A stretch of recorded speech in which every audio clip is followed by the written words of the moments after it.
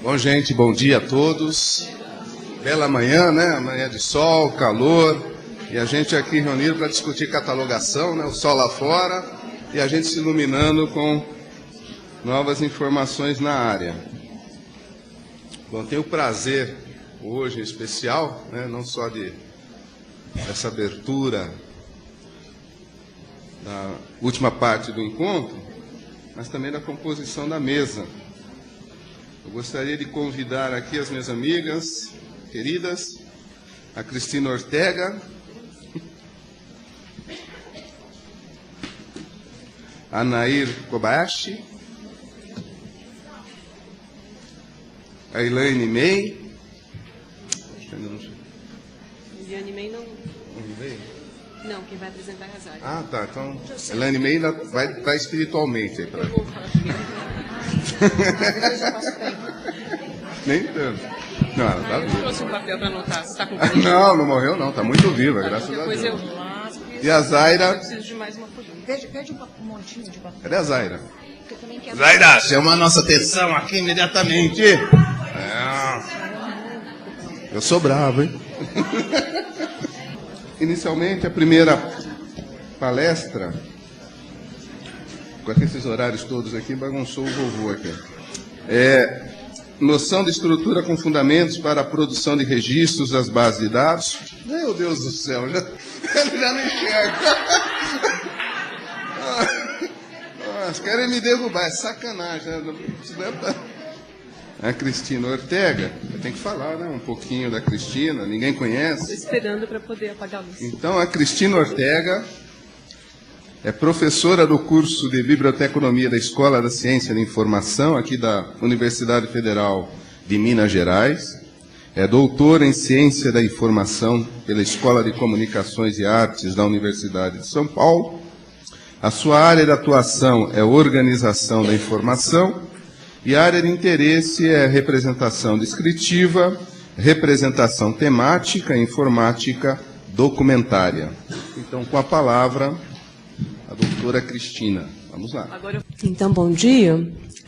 Eu vou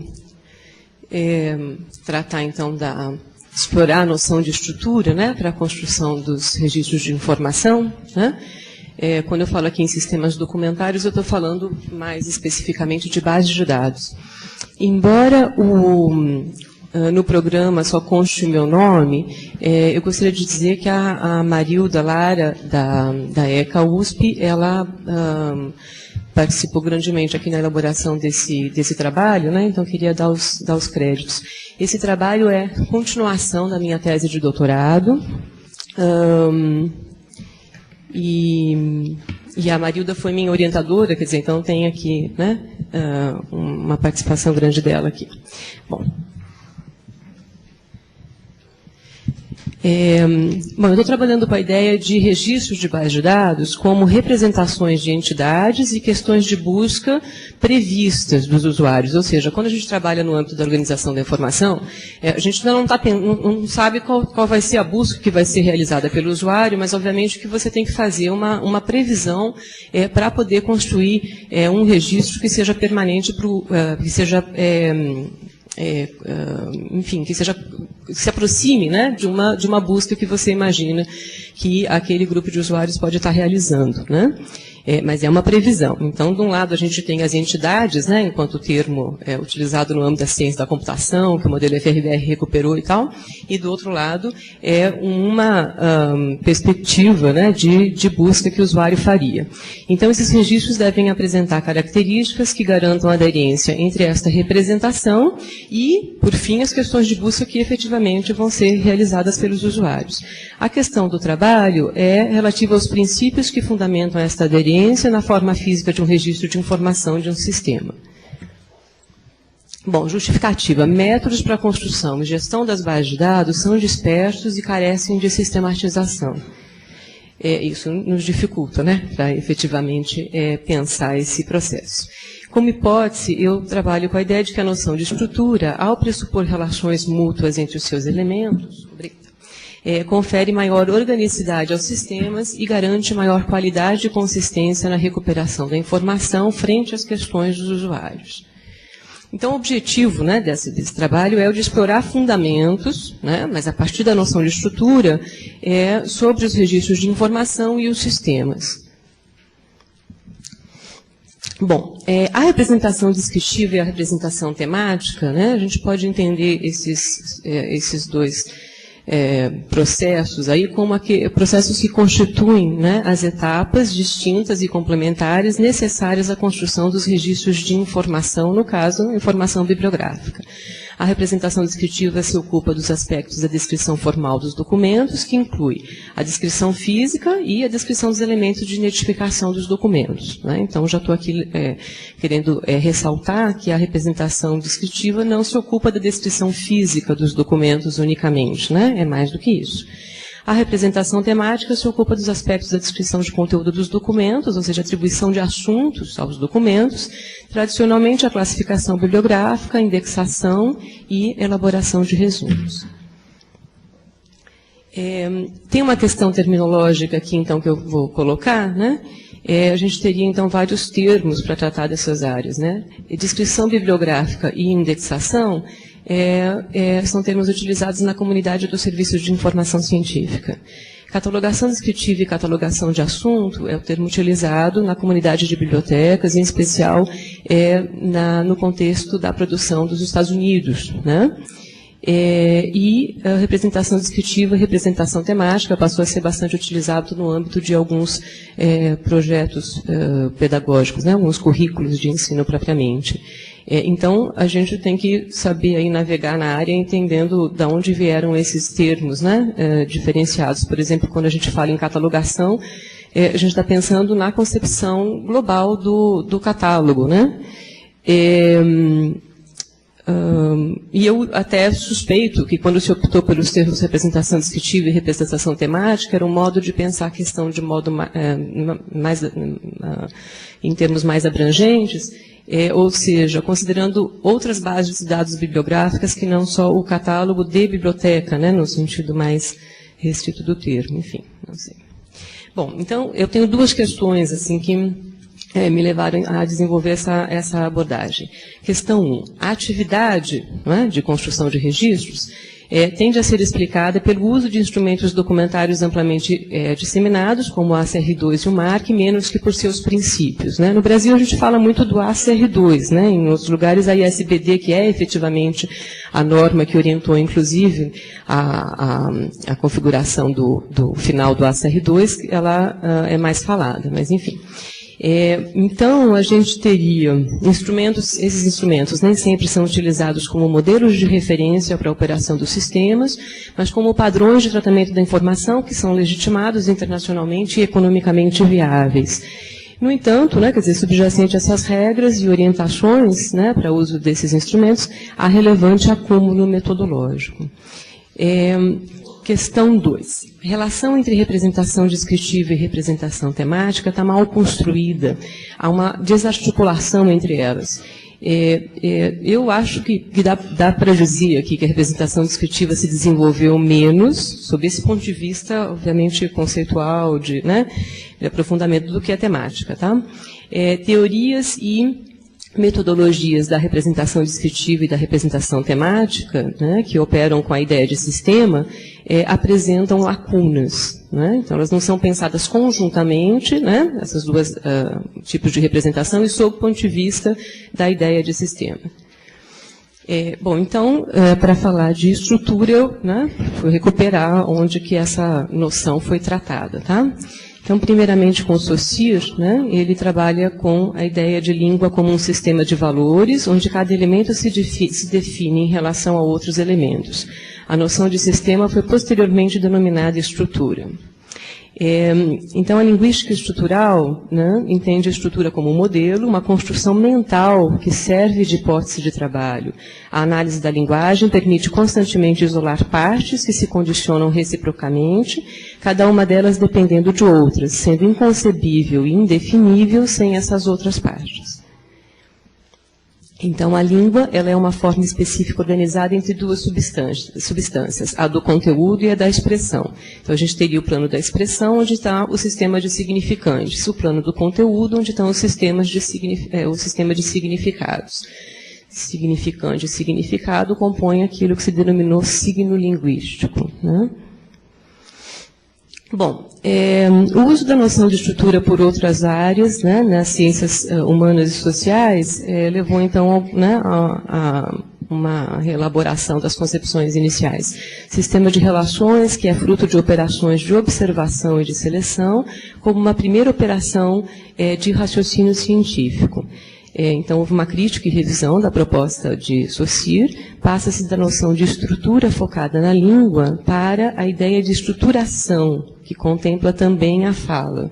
Então, não se estuda, houve um momento onde se estudou a língua por ela mesma, para entendê-la, né?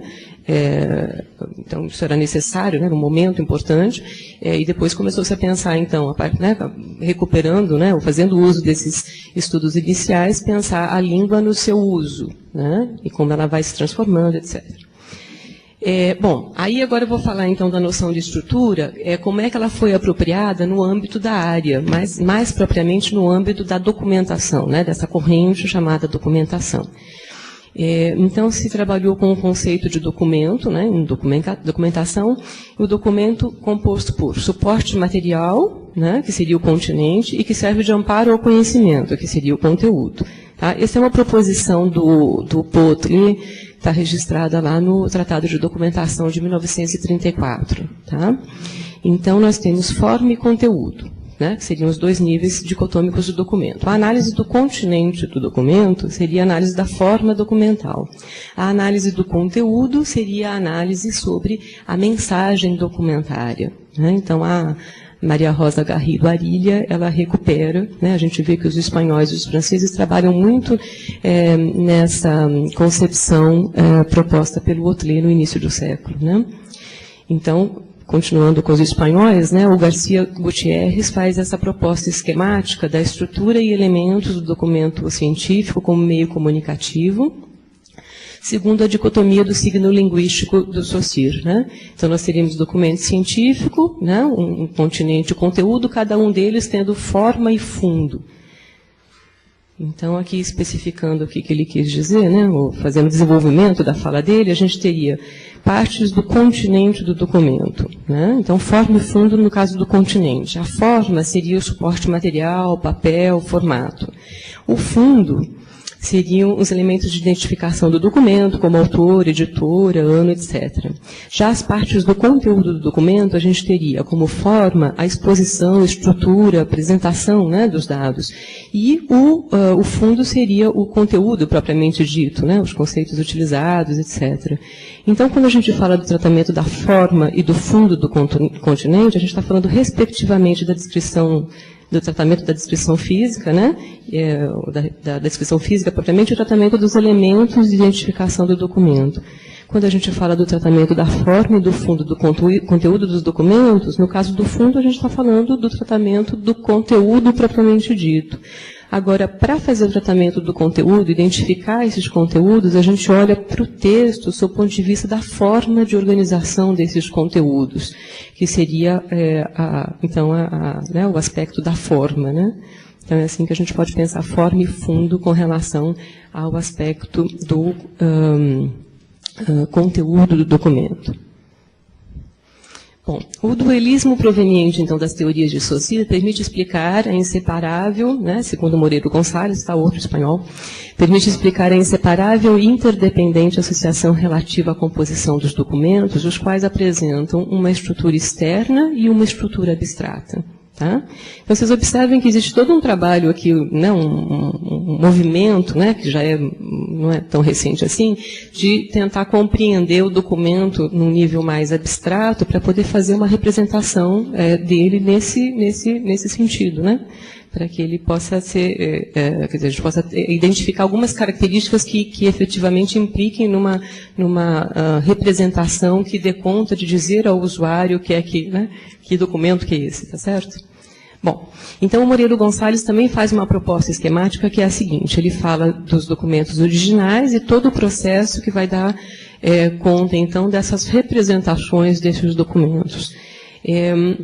Ele fala de uma estrutura superficial, onde se trabalha com suporte e identificação do documento objeto, onde se faz a catalogação, né? E fala de uma estrutura semântica, onde se trabalha com superestrutura e macroestruturas. Na superestrutura é possível identificar a tipologia textual, para, a partir das macroestruturas temáticas, realizar a indexação e a elaboração de resumos. Tá? Bom, então, a Rebecca Green, ela fala o seguinte, porque quando a gente fala em estrutura e sistema, a gente está trabalhando também com a ideia de relações, né, relações entre elementos que compõem, portanto, esse sistema. Relações para ela seria, então, o coração da organização do conhecimento, né? Então, todo o princípio de organização é constituído de uma ou mais relações, de tal forma que sem relações não pode haver organização. As relações são usadas para navegar entre assuntos, assim como para localizar documentos, os quais, juntos, dizem mais que a soma de suas partes. Bom, e aí eu acho que vale falar no Panizzi, que no século XIX, metade do século XIX, ele propôs um conjunto de regras baseado em práticas que já vinham sendo realizadas aí desde a Idade Antiga, praticamente, né? E aí há uma interpretação da fala do Panizzi, que seria a seguinte, né? A de que o Panizzi fala em uma estrutura conceitual do catálogo que consiste em registros, compostos de elementos de dados e de conexões entre os registros. Os registros conectados formam agrupamentos que compartilham um tipo particular de relação. Então, né, quer dizer, se aproximando um pouco do que a gente está entendendo hoje como base de dados, a noção de estrutura, etc. Então, a estrutura seria explicada pelas relações entre seus elementos, ela implica em articulação internamente no âmbito do sistema, a qual permite a identificação de características comuns entre os elementos que a compõem. O registro de informação, então, é estrutura e não justaposição, pois é composto por forma, que seriam os campos, né, e o conteúdo, que é o preenchimento, né, desses campos, que devem estar articulados. Né? Então, nós estamos pensando a noção de estrutura tanto para cada registro quanto para a base de dados como um todo. Né? Essa é a ideia sistêmica mesmo. Aí eu faço aqui uma sistematização, uma proposta, né, de sistematização das etapas de construção e gestão de sistemas, né? Estou falando especificamente das bases de dados. Então, a gente teria inicialmente a determinação da estrutura de campos e de suas características, segundo tipologias documentais específicas e as questões previstas, né, dos usuários, ou seja, já trabalhando com um determinado contexto, né, de demanda de informação. Depois a gente tem o estabelecimento dos critérios para preenchimento dos campos e para a escolha e forma dos pontos de acesso que comporão o índice de busca. Aí, a elaboração da forma de apresentação da referência do documento referenciado, quando for o caso. Aí sim é que nós temos a descrição formal e de conteúdo, ou seja, o preenchimento dos campos e elaboração dos pontos de acesso. Quer dizer, eu estou colocando aqui todas as etapas que são prévias a esse processo de descrição propriamente, que é o que, em geral, a gente discute quando fala de catalogação. Né? Estou colocando que, se a gente não pensar essas etapas anteriores, o processo da descrição a gente não pode, ou teria mais dificuldade de trabalhar de modo mais interpretativo, embora com a prática, com a vivência, a gente acabe fazendo isso, mas o que eu estou querendo é antecipar, né, aí uns 10 anos de prática de catalogação, para ver o que está em questão, né? Especialmente se a gente estiver falando em termos de formação em catalogação, não é isso? O último tópico é o tópico da gestão da base de dados propriamente, né? Ou seja, a adoção de rotinas de revisão de índices e de registros que garantam a consistência do sistema, ou seja, a coerência entre as descrições. Esse aspecto da gestão, essa etapa da gestão, eu considero bastante importante, no sentido da gente não entender, quer dizer que não é porque o processo de construção do registro foi feito com base em critérios, em padrões, etc., que a constante entrada de dados vai por si mesma dar conta de um sistema consistente, né? Quer dizer, essa revisão ela tem que ser feita. Né? Bom, então, eu diria que a representação descritiva e a representação temática constituem as bases para a elaboração de modelos de registros de informação, os quais permitem a construção e gestão de sistemas. Os processos para a construção estrutural dos registros e dos sistemas são pouco contemplados na literatura e no ensino de modo global e articulado, gerando baixa capacidade de generalização, que é onde complica no processo de ensino. né? Quer dizer, como é que você passa alguns aportes mais abstratos, né, que fazem o aluno refletir sobre esse processo até na hora de fazer um exercício, por exemplo, né? E depois, na prática profissional mesmo, como é que ele dá conta de demandas, né, diferenciadas, ou seja, sempre interpretando o trabalho que ele está fazendo, sabendo propor, etc. Bom, é preciso considerar os processos de construção e gestão de sistemas sob o ponto de vista da organização da informação. Tá? Então, estou entendendo a organização da informação como todo o processo de construção desse sistema. Tá? E isso tem que ser, então, pensado na pesquisa, na concepção e atualização de projetos pedagógicos e na efetivação de práticas profissionais. Né? No caso dos projetos pedagógicos, até por conta aqui da convivência com as colegas no dia de ontem, né, a gente foi colocando muito isso. Né? Quer dizer, o que é essa disciplina de catalogação do currículo, né, do curso de graduação em biblioteconomia? Ela vem tendo menos carga horária, mas ela está se transformando no quê? Porque... né? Ela precisa ser remodelada, mas remodelada para onde? Né? Ou ela está só tendo a carga horária diminuída? E o que isso significa? A impressão que eu tenho é que ela está colocada, muitas vezes, como o ensino do Código de Catalogação Anglo-Americano, essa é a realidade do Brasil, e não inserida no contexto global de construção de base de dados. Então, é comum, por exemplo, que disciplinas de professores que trabalham com a tecnologia tratem das questões de construção de base de dados sem articulação com a disciplina de catalogação, às vezes até fazendo oposição. E aí eu não estou criticando os professores da área de informática, estou dizendo onde é que a gente colabora para isso também. Né? Então fica alguma coisa muito complicada que no final do curso o aluno faz né, ele que tem que fazer um esforço, né, ele já vai fazer esforço, né, então eu quero dizer qual que é o esforço que ele tem que efetivamente fazer, mas que não seja alguma coisa muito complicada, do seu ponto de vista, falar assim, opa, o que eu tenho que rever daquilo que eu aprendi, porque alguma coisa estava faltando ou estava torta, né, como é que é isso?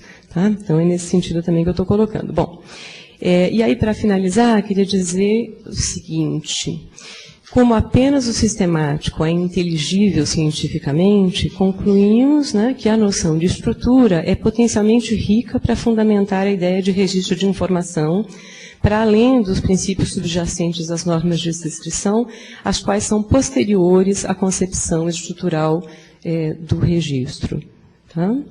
Bom, eu tenho aqui a bibliografia que eu utilizei, né, essa apresentação, ela é um texto que foi apresentado no Enancib do ano passado, né? Então ela também está disponível na forma de texto nos anais do Enancib. Tá bom? Mas eu fico aberta então para as questões que vierem depois. Obrigada.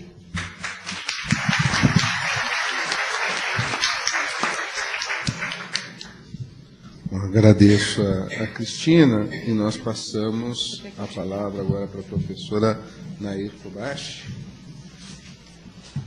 A Nair, ela é professora do curso de Biblioteconomia da Escola de Comunicações e Artes da Universidade de São Paulo e professora também do programa de pós-graduação em Ciência da Informação da mesma instituição. É doutora em Ciência da Comunicação, é livre docente em análise documentária, a sua área de atuação é organização da informação e áreas de interesse, organização da informação, recuperação da informação e estudos métricos da informação. Então, Nair, por gentileza. Tá bom, obrigada, Fernando. Bom dia a todos. Então, para iniciar, eu lamento muito não ter estado presente às atividades de ontem, né? Infelizmente, eu só pude chegar hoje. Então, sei que perdi muita coisa. Gostaria ainda de agradecer à comissão organizadora, a coordenação, né, desse evento tão importante sobre o ensino e a pesquisa em catalogação. E também agradecer à equipe de apoio, que a gente sabe, né, todo mundo sabe que, em geral, o pessoal que carrega o piano, né, enquanto a gente fica aqui. Bom, em primeiro lugar, gostaria de pontuar um pouco de onde que eu estou falando, porque todo mundo sabe que eu não sou da área de de catalogação, de representação descritiva, né? Mas tem um problema, gente, de óculos, tá bom? Então, de vez em quando tiro o pano, né? Então, eu acho que esse evento, né, sobre a catalogação e essa possibilidade de discutir, debater as questões da representação temática, como a Cristina acabou de colocar, eu acho que essa conjunção entre as duas áreas é muito importante e eu espero trazer algumas contribuições, muito mais porque eu vou abordar o problema do ponto de vista do usuário, né? Eu sou usuária de bases de dados, de repositório de informação, fundamentalmente, quer dizer, de um lado, como produção, né, representação temática, mas de outro lado, como usuária, para trabalhar com a produção de indicadores da atividade científica, né? Então, a partir dessas questões que eu vou tentar apresentar alguns problemas, né, e debater, né, tentar debater com vocês. Tá. Então, o nome dessa apresentação, base de dados, fontes para a produção de indicadores do trabalho imaterial. Cristina, não enxergo nada aqui.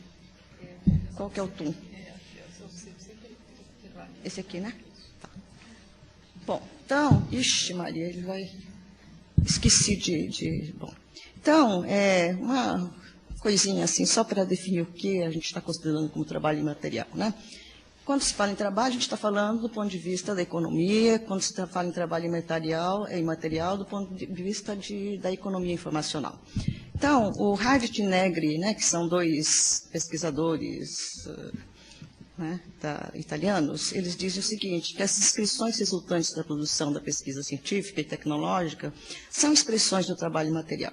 Então, na verdade, quando nós trabalhamos com a representação da informação, tanto do ponto de vista temático, quanto do ponto de vista da descrição física, né, dos documentos, ou seja, para montar os bancos de dados, para montar os catálogos, na verdade, nós estamos fazendo representações de produtos da atividade imaterial intelectual, né? Então, é isso que nos coloca dentro do processo da cultura, da comunicação, da economia da informação. A gente sabe também que questões sobre trabalho imaterial têm sido discutidas recentemente pela Marianele da Gonzalez de Gomes. Quer dizer, em vez de a gente dizer assim, é o documento, é o livro, a gente, né, começa a sofisticar a linguagem, né? Tentar, né?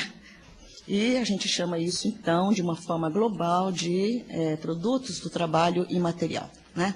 Então, significa que tem gente trabalhando, fazendo, né? Porque trabalho significa transformação de uma coisa em outra, né? Sempre, né, o trabalho exige força, né, exige investimento, né? Então, é nesse sentido que a gente está falando dessas expressões do trabalho imaterial.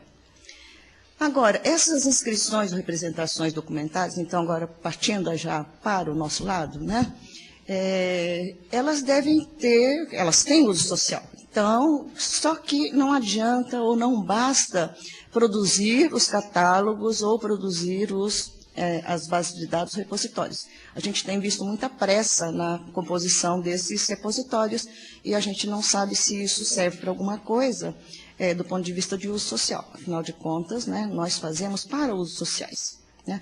Quais são as disciplinas, então, que tentam discutir essas questões sobre o efetivo uso social dessas representações, né, dos catálogos, dos bancos de dados? Representação descritiva, organização da informação e do conhecimento, né? São duas áreas que trabalham diretamente com isso. A área da informática, quando trabalha com essas noções assim, que eles introduzem novos conceitos como de metadados, né? E vai por aí. Bom, o que é organizar a informação, então, conhecimento? É produzir repositórios, né, do nosso ponto de vista, né, do ponto de vista da nossa área. Né? Organizar a informação e conhecimento, eu estou falando tanto da representação descritiva, ou catalogação, quanto da representação temática. Não é?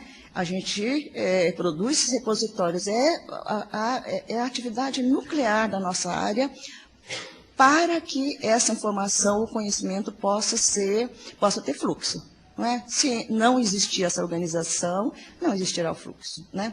Então, esses repositórios são próteses, quer dizer, são extensões da nossa, né, do nosso cérebro. São conhecimentos também funcionalizados como informação. Então, aquilo que está nos bancos de dados, na base de dados, como representações, não são conhecimento em si, mas são conhecimento funcionalizado como informação. A gente transforma em informação. Esse que é o trabalho, né, que a gente realiza quando cataloga ou classifica, né? A gente transforma uma coisa em outra, representa. E a gente sabe também que com o crescimento dessas redes eletrônicas, a localização de informações pertinentes se tornou, quer dizer, já era um problema desde, né, há muito tempo, quando se começaram a ser feitos os catálogos, hoje muito mais, né? Porque a gente sabe que hoje muito mais ainda, né, há necessidade de tratamento semântico da informação, quer dizer, que ela seja compreensível, né? E a catalogação e a indexação, elas trabalham com tratamento semântico. Quer dizer, quando a gente diz que se trabalha com representação descritiva, não significa também que esteja embutido aí um tratamento semântico, porque ele tem que significar, né? Tem que ter significado. Então, a gente tem que entender, então, que nas redes eletrônicas, se a gente tem sistemas de recuperação de informação, eles contêm informações referenciais que são tratadas semanticamente e são substitutos e são representações de objetos materiais, né?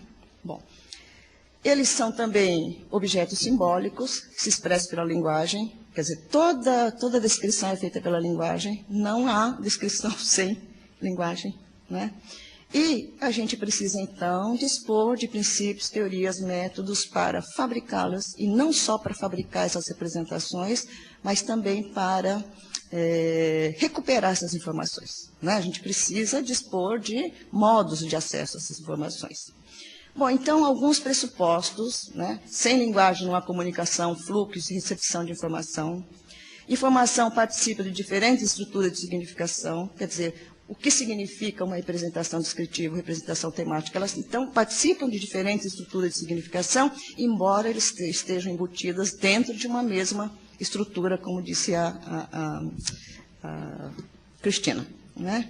Estrutura e linguagem devem ser aderentes aos contextos públicos. Então, aqui, eu gostaria de chamar a atenção para o seguinte, é que muitas vezes na nossa área, né, a gente sabe que a área de biblioteconomia, volta e meia, sofre uns reveses, né? Então, querem mudar de nome, não é? Quer dizer, eu acho que não tem importância mudar de nome, não é esse o problema, né? Mas qual é a nuclear? Quer dizer, se a gente está falando que eles têm que ser aderentes ao contexto públicos, nós estamos falando de determinados objetos que são construídos dentro de contextos, então a gente não pode ficar discutindo só contexto.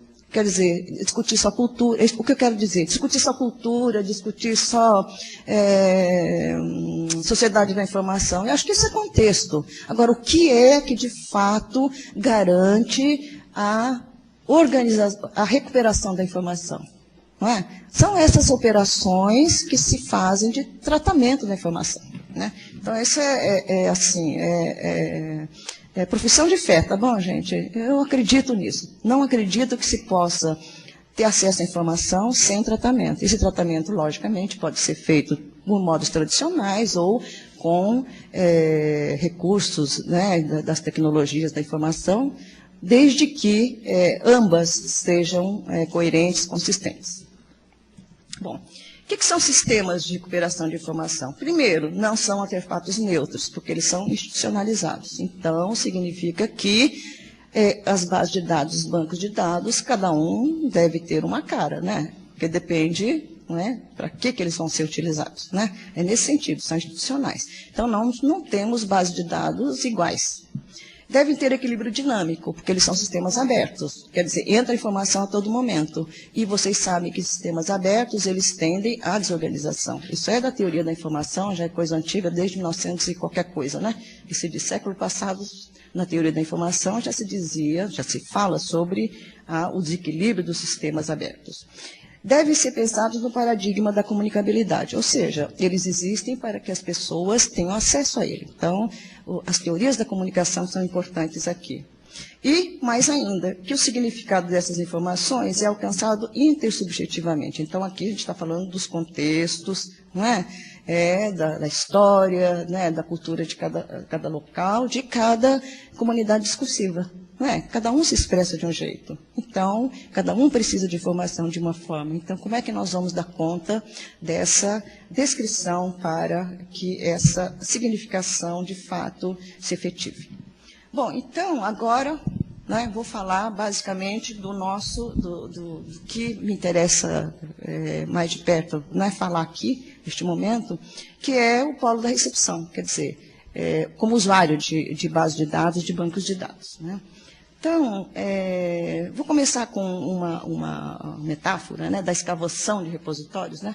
Todo mundo sabe que fazer pesquisa precisa, né, na área de arqueologia, se faz escavação. Né? Na nossa área também, a gente pode dizer que a gente faz escavação de repositórios, né, busca de informação para produzir alguma coisa. Escavar esse repositório significa fazer análise, interpretação de inscrições a partir das buscas que são feitas. Né? Nessa questão, o Foucault, né, em 2000, uma obra, né, de 2000, ele diz que a escavação desses arquivos, né, que são os discursos efetivamente pronunciados, permite conhecer o passado, mas também possibilita o surgimento de novos discursos. É o que a gente espera que os bancos de dados, as bases de dados façam, que eles mantenham informação, mas, ao mesmo tempo, eles sirvam para a produção de novos conhecimentos. Se não for para isso, base de dados, banco de dados, catálogo, não serve para nada, né? Quer dizer, do meu ponto de vista. Quer dizer, pode servir para alguma coisa, né? Mas, né? Eu acho que, do ponto de vista do usuário que eu estou dizendo, tá bom, né? Do ponto de vista do administrador, é outra coisa, porque quanto mais tiver, do jeito que estiver, não tem importância, né? Mas não é esse o nosso ponto de vista, tá? Bom, deixa eu baixar um pouquinho para ver se... Opa, não dá. Pois eu vou deixar esse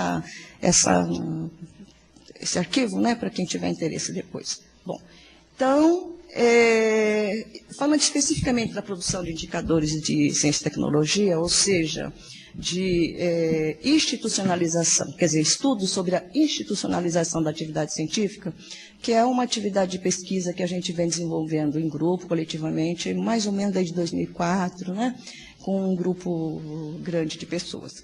Então, para os indicadores, sabe aquelas coisas de bibliometria que vocês já ouviram de falar tanto, né?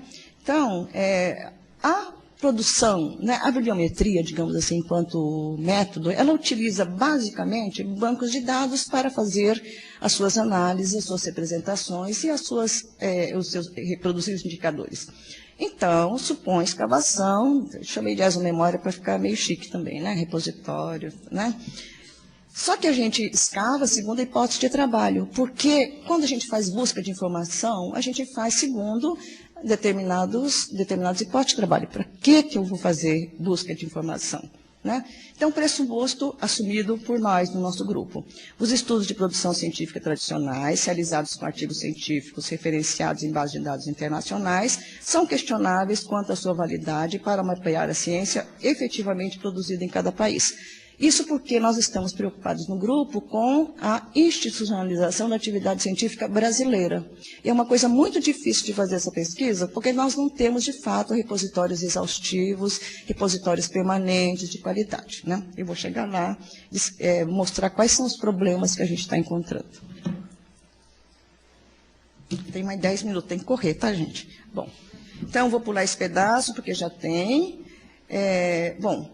Então, como que eu vou fazer essa pesquisa de institucionalização? Né? Então, que dados vão servir para que eu possa ter resultados? Quais são as escolhas metodológicas? Bom, isso aqui eu vou pular. Então, será que enxerga? Está pequenininho, né? Mas... Então, são dois parâmetros que a gente utiliza na pesquisa, que a noção de institucionalização cognitiva e social. Né? Cognitiva no sentido de domínios de conhecimento, e social do ponto de vista das estruturas. Não é? Por exemplo, isso aqui, né, essa reunião, por exemplo, faz parte da institucionalização social, quando determinados grupos de interesse se reúnem, se organizam de fato dentro de uma área para debater, fazer avançar o conhecimento. Agora, o que se discute internamente, uma coisa eu encontro, o que se discute internamente como conhecimento, né, é o que o Whitley chama de institucionalização cognitiva. Essa separação permite a gente, por exemplo, fazer pesquisa sobre quem produz, quanto, onde, e outra coisa assim, que temas? Quais são os assuntos que são, né? Então, embora eles se relacionem, a gente divide, né? Foi interessante para nós esse parâmetro da institucionalização cognitiva e da social. O Whitley já chama de outro nome, institucionalização intelectual, uma coisa assim, mas vou pular esse pedaço. Quais são, nas opções metodológicas, quais são as bases empíricas da nossa pesquisa, para conhecer o que se faz de ciência nesse país? São as bases de dados, no nosso caso, dissertações e produção técnico-científica das instituições, relatórios. Quer dizer, toda instituição, hoje, é obrigada a fazer repositórios, né? Bases da produção científica, não é? De cada instituição e por aí. Nós temos encontrado muitos problemas na exploração dessas bases, e a gente vai dizer por quê, né? E para abordar, então, a abordagem técnica, digamos assim, né, bibliométrica, tá bom? Cetométrica, infométrica, porque cada dia eles inventam um nome para essas coisas. Então, a gente tem que estar de olho, né? Tá? E o tratamento dos dados, porque os dados que a gente coleta nos bancos de dados, nos repositórios, eles precisam ser selecionados e novamente tratados, porque esses bancos de dados ou os catálogos não estão organizados para isso, não é? Então, o que a gente está vendo é o seguinte, que as bases de dados podem ter mais funções do que somente de catálogo de biblioteca ou de base de dados na rede. Que eles talvez, que fosse importante que eles tivessem mais alguns campos na estrutura para que a gente possa utilizá-los, né? Quer dizer, para que as bases sejam plurifuncionais. Né? Quer dizer, eles têm muitas funções, não uma só, já que dá um trabalhão montar esses bancos. Né? Quais são os desafios que a gente encontra nas abordagens agora quantitativas bibliométricas? Na operacionalização das relações entre quantidade e qualidade, né? Quantidade e qualidade, vocês sabem, né? Desde Marx, vem aquela história toda, né? E os fundamentos da operacionalização que a gente tem que trabalhar, então, com essas relações entre conhecimento quantitativo e qualitativo. Bom, só para dar um exemplo disso, relação entre quantidade e qualidade. Os bancos de dados tradicionais, né, ou os catálogos, eles são produzidos para recuperação de informação e com isso, o tratamento, quer dizer, a gente aprende na indexação, tem que ser específica, não é assim? Quanto mais específico, melhor. Porém, para fazer um mapa do estado da arte, da atividade científica no país, isso aí é um problemão para a gente, porque nós queremos conhecer temas.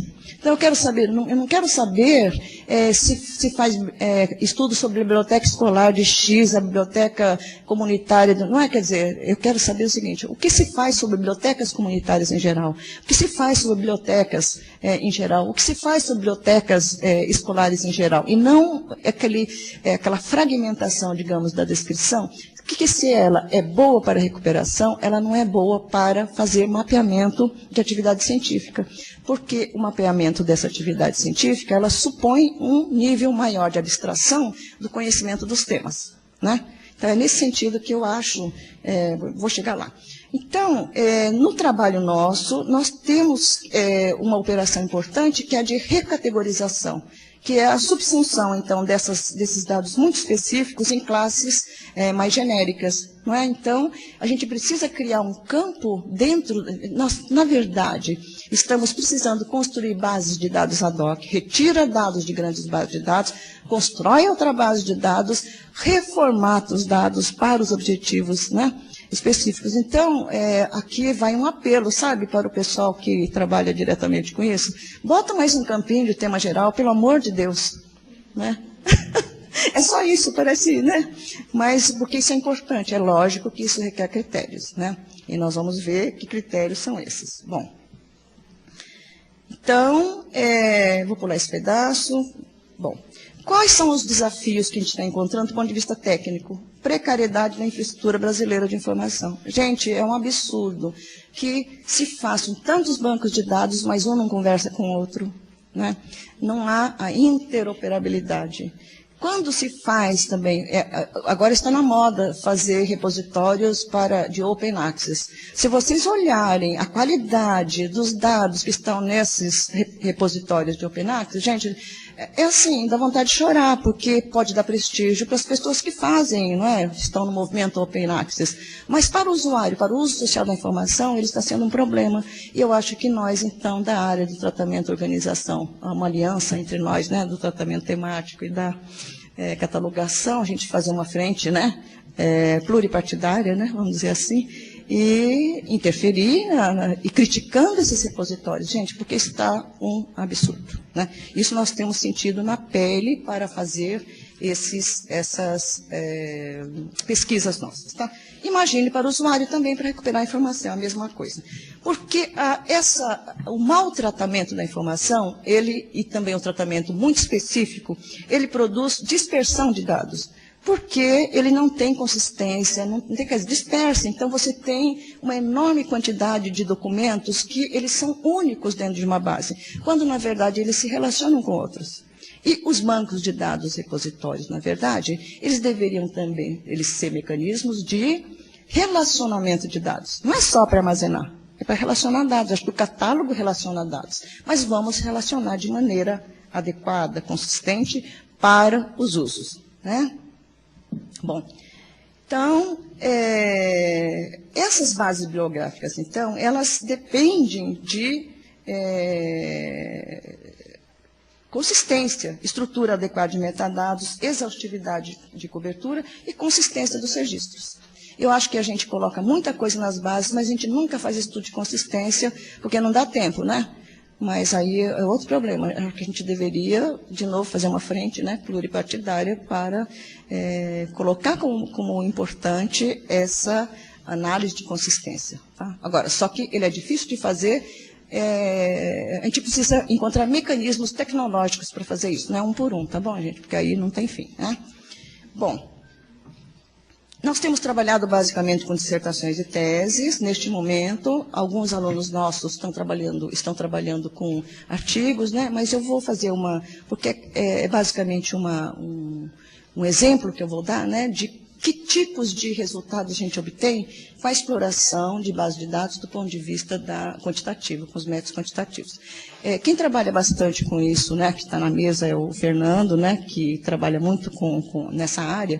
Então, muitas coisas que eu vou dizer são ultrapassadas, porque ele está mais atualizado que eu, que ele acabou de chegar, né, de um pós-doc em Madrid, né, na Carlos III, que ele conheceu vários softwares. Eu vou falar de uns softwares antigos em DOS, tá bom?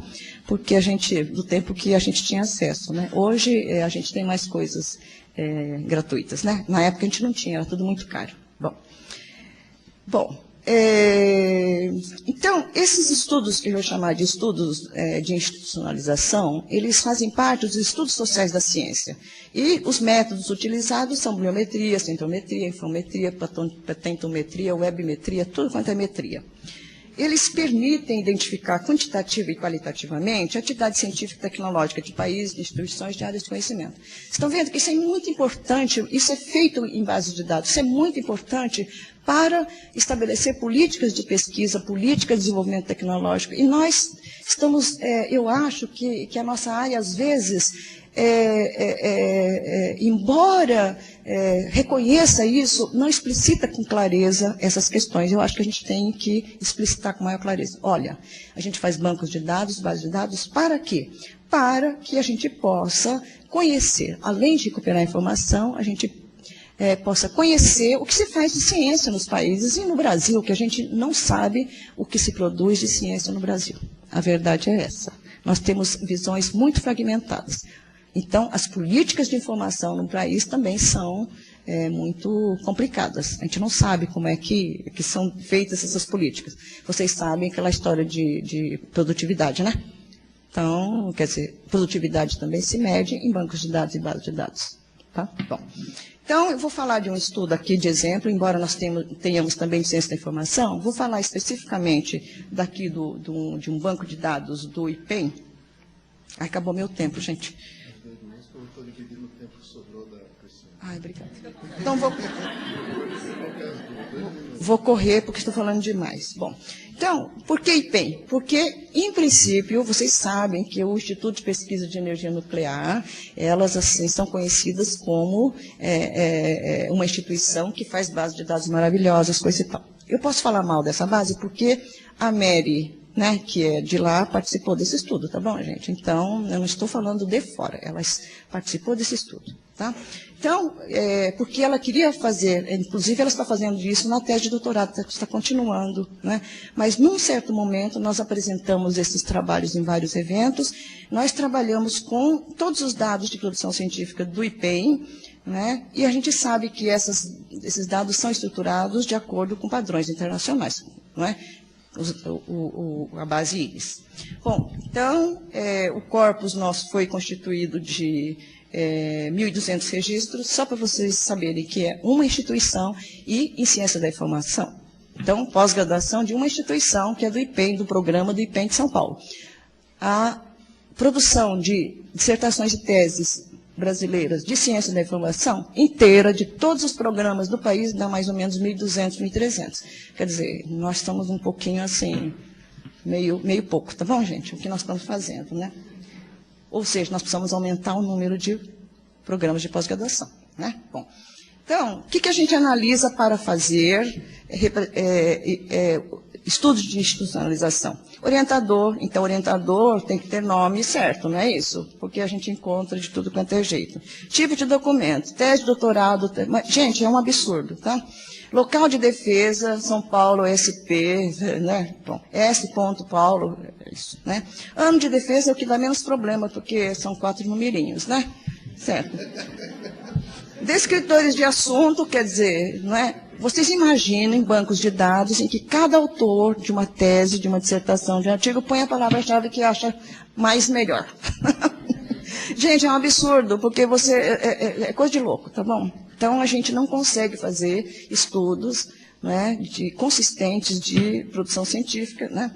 Bom, e para isso nós usamos um software de Infotrans e DataView, que se vocês quiserem, nos artigos que nós temos publicado, né, a gente tem a descrição, não vou falar deles porque não vai dar tempo. Bom, então, quais são as etapas de análise, gente? É de morrer. Análise de consistência e correção dos dados, de todos esses dados. Reformatação para análise bibliométrica. Depois, além disso, a gente tem que mostrar para especialistas. Fala, vocês acham que isso tem sentido? Porque não adianta eu achar correto. Então, nós trabalhamos, por exemplo, com o coordenador do programa de pós-graduação lá do Instituto de Pesquisa em Energia Nuclear. Tá? Ele é parceiro nosso, foi parceiro nesse trabalho. Inconsistências nas formas de entrada. Isso é com vocês, por culpa de vocês. Nome do orientador, tipo de documento, nome da instituição. Tá bom? Vou falar dos meus pecados também, lógico. Né? Essas inconsistências, será que são... Isso é na base do IPEM, gente, que tem todo aquele rigor. Então, a minha perguntinha é, essas inconsistências são exclusivas da base de dados do IPEM?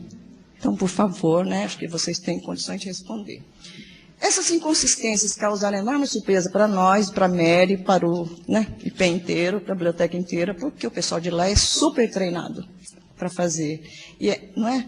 E a inserção de dados também é cuidadosa, em princípio. Agora, vocês imaginem o número de dados que é inserido aí. Bom, então nós temos que fazer reformatação, não é? Bom, eu vou para o...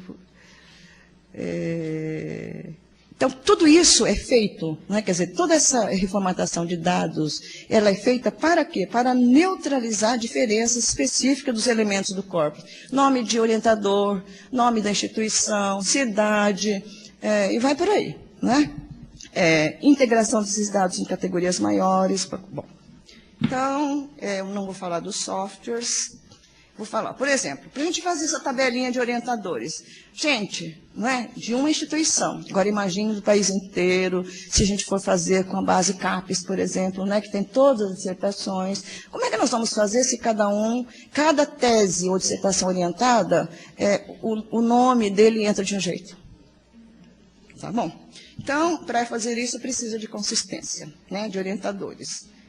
Bom, trabalhos por área. né, quais são as áreas, né, linhas de pesquisa. Se cada um escreve a linha de, por exemplo, a minha área chama-se análise documentária, né, assim, se eu escrevo a documentária, an.doc, vocês estão vendo a quantidade de variações que eu posso ter na denominação de alguma coisa? Isso dá outro problema, tá bom? Né? Então, essa é a minha parte, tá?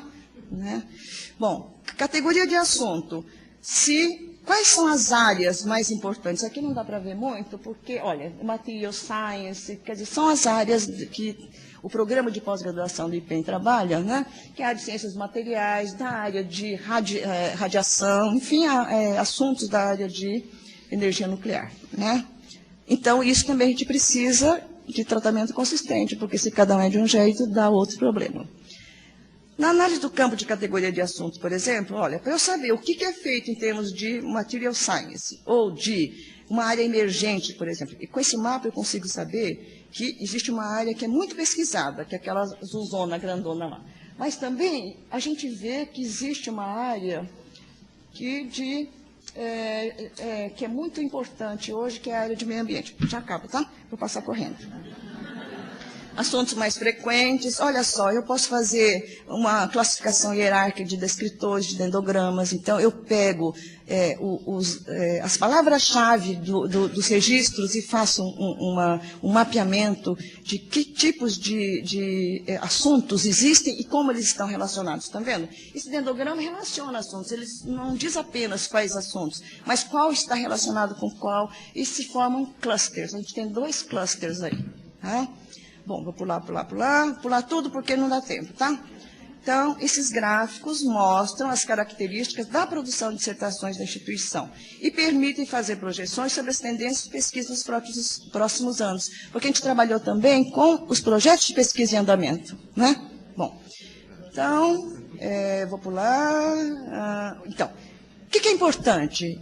Que os resultados correlacionados aos cenários políticos, sociais, econômicos, transformam-se em informações estratégicas para a tomada de decisão.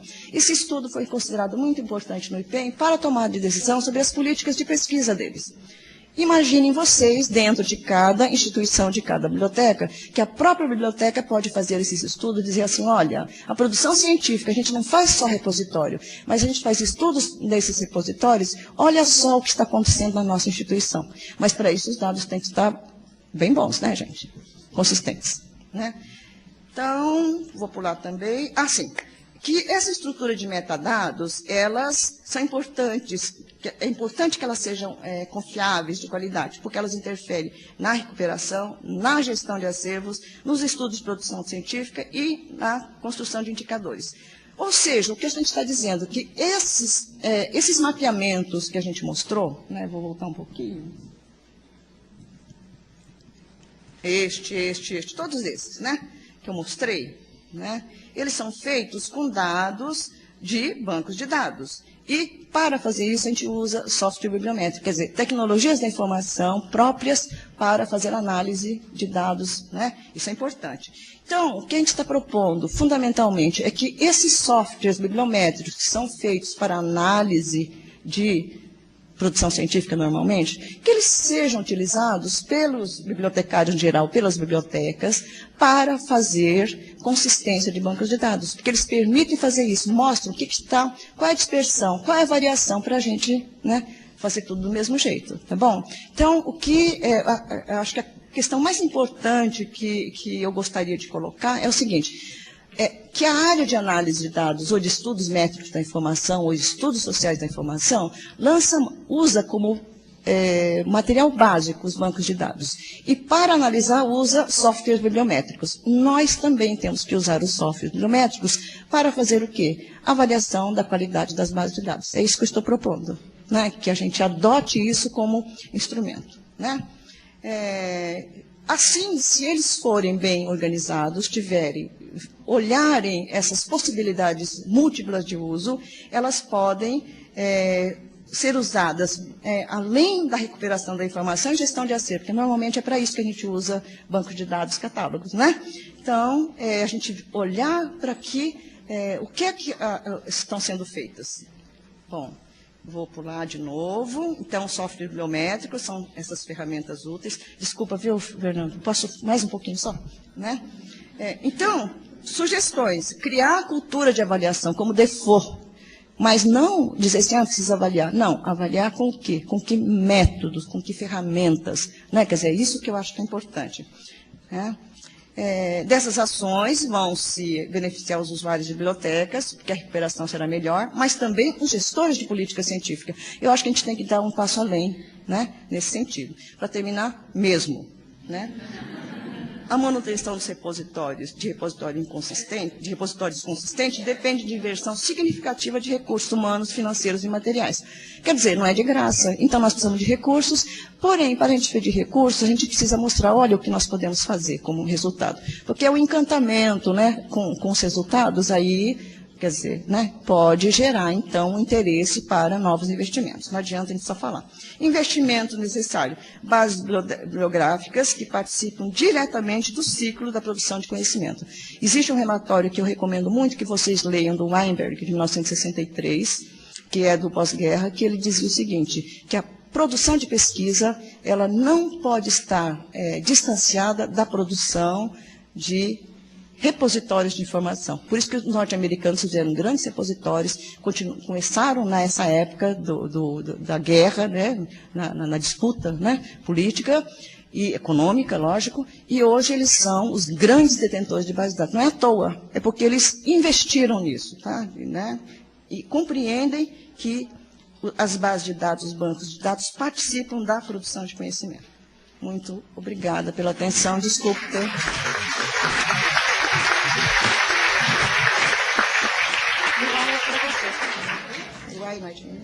Bom, Nair, a gente agradece bastante. Só o tempo que a Nair tomou, a gente tirou do intervalo do café. Vocês só vão ter o café, não vão ter o lanchinho, tá bom? Tô brincando.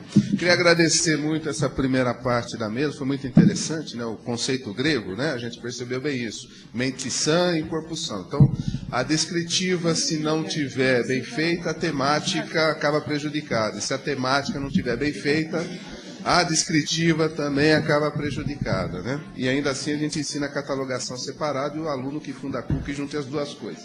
Mas vamos lá.